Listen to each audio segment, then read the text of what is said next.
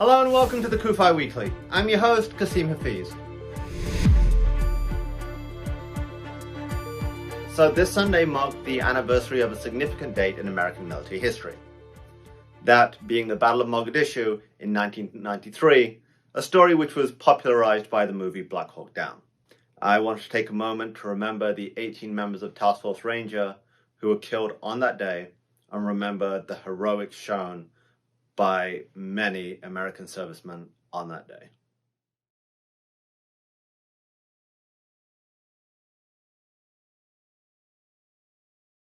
I bring up the incident of Black Hawk Down for a number of reasons. One, I think it is always important to remember those who fall defending our country, especially when it is something as significant as what happened in Somalia. And as I discussed a few weeks ago during the 9/11 episode, we have an issue with remembering. We have such short memories, and because of our short memories, we repeat mistakes made in the past continuously. The second thing is, the Battle of Mogadishu is significant because it's one of America's first interactions, indirectly, with Al-Qaeda. The Somali militiamen who shot down multiple Black Hawk helicopters on that day were trained by Al-Qaeda. Al-Qaeda fighters who had experience from shooting down Russian helicopters in Afghanistan. Al-Qaeda were now based in Sudan with Osama bin Laden, and bin Laden saw an opportunity to hurt America, to kill Americans, and he took it. It's reported that bin Laden then formed most of his strategy in fighting America from what happened in Mogadishu. Bin Laden saw this as indicative of American weakness, that if America is struck or attacked, it will go into retreat. Time and time again, I feel that policymakers let us down as a country. Let us down in the fight against right and wrong. We cannot show weakness in the face of evil. And I feel like that's what we've seen in recent weeks in America. And yes, I am talking about what happened in Congress. I'm talking about the discussions that are still ongoing with another senator blocking the funding to Iron Dome. We have to make a stand for what is right.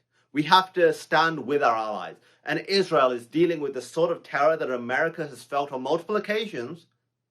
Make no mistake, America has dealt with terror. We live under the threat of terror. But in Israel, it's a very real situation every single day. Any day could be the day that Hamas decide to launch rockets. Any day is the day Hezbollah may decide to launch rockets. Or Iran in Syria may launch drones from the Syrian border. Any day this can happen. In Egypt, ISIS could launch rockets. And here we have it. 2021, members of Congress were like, oh, actually, maybe bin Laden had a point. And yeah, you can say maybe I'm being ridiculous here. Genuinely, you can say that. But that's exactly what's happening. This isn't about anything other than Israel's right to defend itself against terrorism. And yet we're hearing voices all over our country questioning that. And instead of looking at the situation on the ground, instead of looking at the evil they face, we have people in our society who would rather look at tweets by some celebrity to dictate how they're going to view the world. When we stand with Israel for a strong Israel, we're standing for a strong America. When we're standing against terror in Israel, we're standing against terror in America. Because every single group Israel is fighting are groups that would love to murder Americans and have. You have to make sure that our voice is being heard. You need to make sure that we are people who are bold and courageous. The Bible said you've not been given a spirit of fear. Just as the Lord said to Joshua, be strong and courageous, for the Lord is with you. So be strong and courageous. And think about it. I know this is a wide stretch of a parallel.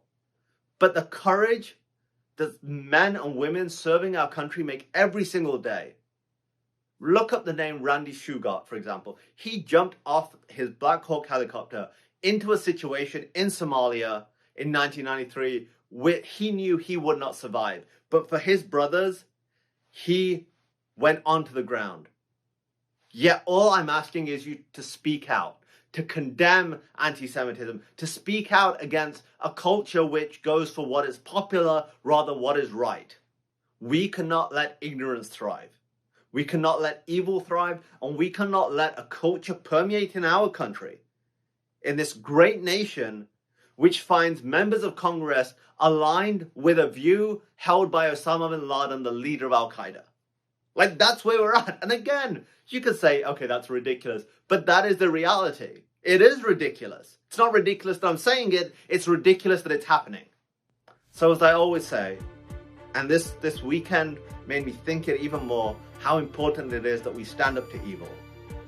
For Zion's sake, do not remain silent.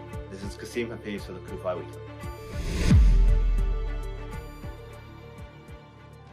Thanks for checking out today's episode of CUFI Weekly. If you enjoyed this episode and want to stay up to date with the latest news from the Middle East along with topics involving US-Israel relations, please be sure to like and subscribe. And remember to click that notification button so that you are notified every time a new show is uploaded.